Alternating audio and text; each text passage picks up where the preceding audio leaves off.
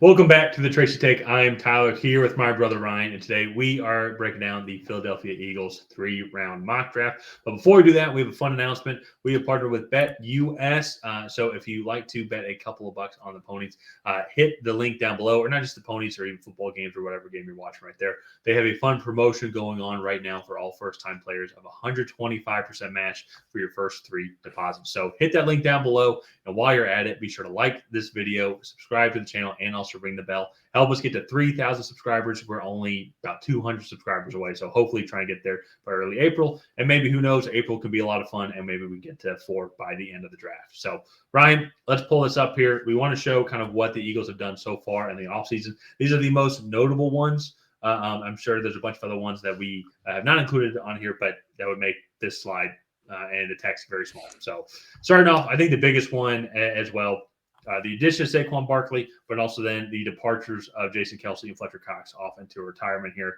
I will say massively upgrade in the running back room as well. But unfortunately, though, losing Jason Kelce, curious what that is going to be overall for the offensive line. He's one of the best centers to ever play the game. So Cam Jurgens, it's projected that he's going to kick in over to the center right there. It's probably what they will do, probably what they should do. And so I don't think there'll be too big of a loss overall, but just some of that inconsistency, you never know. You want to make sure that you have just a good offensive line. And Eagles have always had one of the best offensive lines over the past couple of years. But they made a lot of other moves as well, bringing over some other good receivers like Devontae Parker as well from New England, Bryce Huff from the Jets as well, and even probably most importantly, C.J. Gardner-Johnson, safety that played with Detroit last year, is back in Philadelphia. Yeah. Ryan, what are your overall thoughts on the Eagles' offseason move so far? I mean, they definitely got better. I think Devontae Parker will probably get cut. But I like even Paris Campbell. Like if they're not cut, they're playing very minimal roles. And I think I look at a lot of the other guys here, and like besides C.J. Gardner-Johnson, Bryce Huff, and Saquon Barkley, I think all the other guys are going to be in rotational roles. So yeah, it'll be interesting to kind of see how all of these players like get on the field and how they're utilized. But oh no, I think they added some good depth pieces.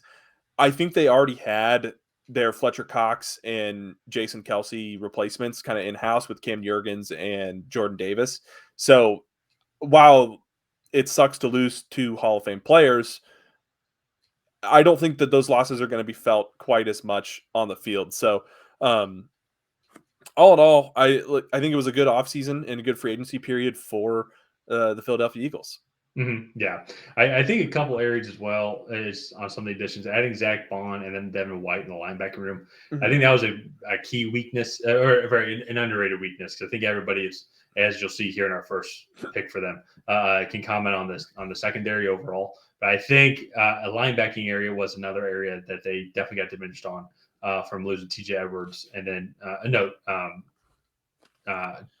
Tremaine Edmonds and T.J. Edwards from. Well, Tremaine Edmonds was he was the Bills, but they both went to the Bears. It was T.J. Edwards. He was the 95% snap guy 2 years ago. And that was linebacker that they lost too.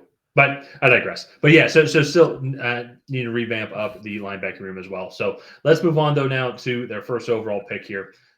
We have him going with Cooper Jean from the Iowa Hawkeyes, cornerback. I also think he can transition over to safety. Might be less likely now with C.J. Gardner-Johnson as well coming back. But I know probably a lot of people are going to be not like this pick, even though it seems like nobody likes any of the picks that we do with the Eagles. But Ryan, I just think they need to revamp the secondary at all. So whether it be Cooper Jean or Tyler Nubin, who was selected by Buffalo at 28, and if I look back at our mock draft here, Terrion Arnold was selected 25 by the Green Bay Packers. Nate Wiggins was taken at 26 overall by Tampa Bay. So it's just, I think whatever flavor of cornerback that they want to go here, I think they do that. They maybe could go interior offensive lineman, and maybe Cam Jurgens kicks over, maybe replace him with Troy Fautanu, who was taken on the next pick later by Minnesota, and have him play right guard or left guard and kick him inside to help just keep beefing up that offensive line. But I think those, to me, are the two routes that they end up going in this draft here. They maybe could go a receiver if Brian Thomas Jr. falls, or if they really like A.D. Mitchell. But I think that that's kind of out of the question with some of the other offseason moves that they've made so far. Yeah, and I mean, to me, one of the reasons why I like Cooper DeJean so much in Philadelphia is just his versatility. They need a lot in the secondary, and Cooper DeJean can play a lot of roles in the secondary. He can be anything from an outside corner to a nickel to a free safety, and he has the athleticism to do all of it. He's really probably one of the most elite athletes in this class, and so getting him here at 22, this is a really solid cornerback class. They have 5 or 6 guys that are going to go here in the top 40, most likely. And so I really think getting him would help the secondary take tremendous strides. And then you get him in the room while Darius Slay is still there, get him in the room while James Bradbury is still there, and he can kind of learn maybe some of the veteran tricks of the trade while those guys are in the final years of their career. So yeah, I agree. So let's move on now to the Eagles' 2 second-round picks. And I really like Xavier Worthy as a prospect. I think he was a second-round pick before he ran a 4.21. And this wide receiver class is just so loaded. There were a few guys that we took ahead of him that I just couldn't not take there. And to get him here at 50, you now have a extremely explosive offense with Devontae Smith, A.J. Brown, you have Jalen Hurts, Saquon Barkley, you throw Xavier Worthy in the mix, and wow, that's just an extremely formidable and athletic offense. And then also Javon Bullard, maybe looking back with the addition of C.J. Gardner-Johnson, maybe they don't make this pick anymore. However, Javon Bullard can be that high safety. He can come down, lay licks on guys, and just a really solid, dependable, hard-hitting safety, I think, here. I would say I'm pretty sure because C.J. Gardner-Johnson didn't initially sign with the Eagles once when this all started. So when we did this mock draft, which was shortly after the free agency period started, it was they hadn't had a safety yet. But I agree with you there, though. I don't think that they go with Javon Bullard here. You can make fun of us for this pick in the comments there. But I wouldn't be surprised if maybe they would go with an edge rusher, or maybe a guy like Christian Haynes, who interior guard as well. If they want to go cornerback, receiver, and then address that guard spot, just get a little bit more depth there. Other than that, though, and this is where I think is very unique. I don't think they would go running back because they got Saquon Barkley, but anything in the secondary, maybe they can double dip again if they want to. But in this range, though, of like 53 players, there's not too many other good linebackers that they could maybe go and get. Let's say they want to reach for a guy. It's just very unique. Just when I look at the Eagles as a whole, there's a lot of talent on the team. It's just where are going to be the holes that they're going to want to try and fill when they've already addressed, I would say, a decent bit of them so far through free agency and then out these 2 picks in the draft.